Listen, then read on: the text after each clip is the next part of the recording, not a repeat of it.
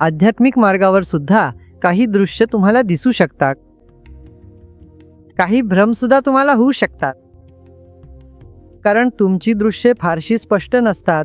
ती मनातील सुप्त संस्कार आणि इच्छा यांच्याशी मिसळू शकतात, जसं स्वप्नात होतं तसं.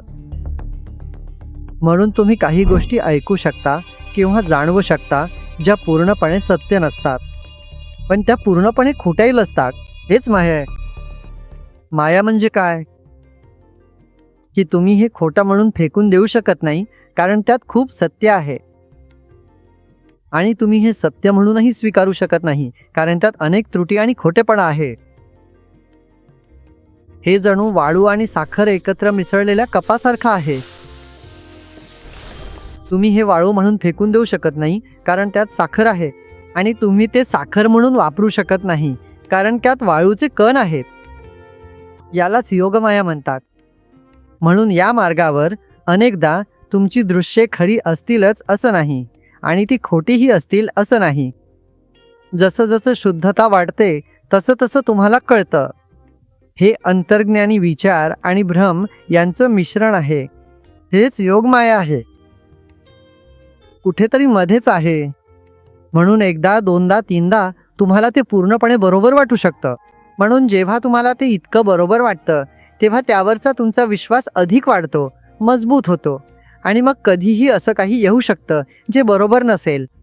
मी तुम्हाला सांगतो, एक बाई जी खूप काळ ध्यान करत होती आणि अतिशय पवित्र स्वभावाची होती, तिला सतत अशा गोष्टी मानसशास्त्रीय अनुभव येत होते.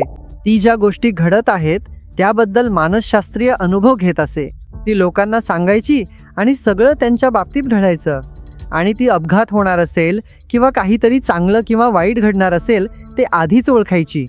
म्हणून तिचा विश्वास खूप मजबूत होता. नैसर्गिकच आहे. हो, हे अगदी नैसर्गिक आहे. जेव्हा सगळं घडतंय, तुमची सगळी स्वप्न खरी होत आहेत, तेव्हा तुम्ही म्हणता हे अगदी बरोबर आहे, गोष्टी अशाच आहेत.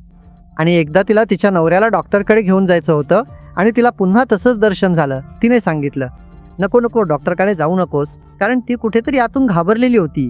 तिला डॉक्टरकडे जायला भीती वाटायची. कदाचित डॉक्टर तिच्या नवऱ्याला औषधं देतील किंवा काहीतरी घडेल अशी भीती होती. म्हणून तिला हे दर्शन झालं की नको, डॉक्टरकडे जाऊ नकोस, तो बरा होईल. तू हे कर, त्याच्या डोक्यावर थंड पाण्याचा पट्टा ठेव, इथे आणि इथे. तिला हे सगळे आवाज ऐकू यायचे आणि तिने ते सगळं करायला सुरुवात केली. पण तिच्या नवऱ्याचा डायबिटीस वाढला, म्हणून त्याची दृष्टी गेली. आता हे सगळं घडायला लागलं तेव्हा ती इतकी चिडली की तिच्या आतल्या आवाजाने किंवा जे काही होतं तिला अनेक प्रकारे चुकीच्या मार्गाने नेलं. पण कुणाला हे लक्षात येण्याआधीच तिने स्वतःला खूप अडचणीत टाकलं होतं. तुम्ही हे लक्षात घ्याल. बहुतेक सायकिक लोक आणि जे दुसऱ्यांचं वाचन करतात, चेहऱ्यावरून ओळखतात, त्यांच्या आयुष्याकडे पाहतात, ते स्वतः आनंदी नसतात. तुम्ही हे लक्षात घेतलंय का? त्यांच्यात तो तेज नाही, ती चमक नाही. ते स्वतःच खूप अडचणीत असतात. का? कारण त्यांना माहीत नाही की हे योगमाया आहे. हे मायाचं भ्रम आहे. हा एक प्रकारचा भ्रम आहे. आध्यात्मिक मार्गावरचा भ्रम योगमाया. मायाचे 3 प्रकार आहेत: महामाया, मोहमाया आणि योगमाया. महामाया म्हणजे खोल भ्रम, जाणीवेचा अभाव, मुळीच जाणीव नाही. मोहमाया म्हणजे इतकी तीव्र लक्ष वेधून घेण्याची इच्छा की ती विनाशापर्यंत जाते. लोकांमध्ये इतकी वेदना, राग, मत्सर असतो. हे सगळं मोहमायेमुळे, भ्रमाच्या भावनेमुळे, भ्रमित मनामुळे होतं. आणि योगमाया हा ज्ञानमार्गावरचा एक प्रकारचा भ्रम आहे, जो पूर्णपणे खोटा नाही पण मिश्रित आहे. म्हणून सर्वात उत्तम म्हणजे गोष्टी जशा येतात तशा स्वीकाराव्यात. तेच आहे. आध्यात्मिक मार्गावर गुरुचं मार्गदर्शन अत्यंत आवश्यक असते. कारण गुरु सांगू शकतो, नाही हे योग आहे, माया किंवा हे ठीक आहे. तो तुम्हाला सांगू शकतो, हे बरोबर आहे, हे भ्रम आहे, सोडून द्या, किंवा हे सर्व ठीक आहे.